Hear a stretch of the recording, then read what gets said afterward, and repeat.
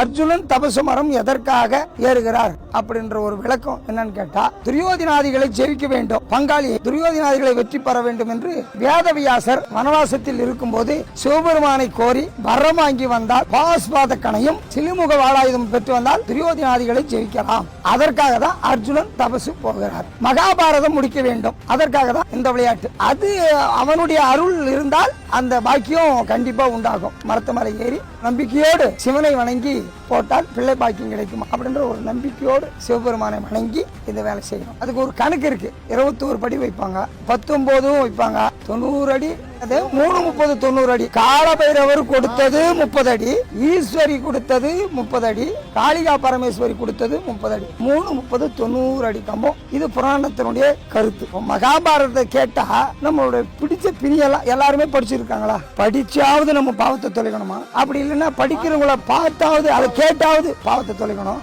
அதுவும் இல்லைன்னா நாடகம் ஆடுறாங்களா, அதை கேட்டாவது நம்ம பாவத்தை தொலைக்கணும். அதனுடைய ஐதீகம்.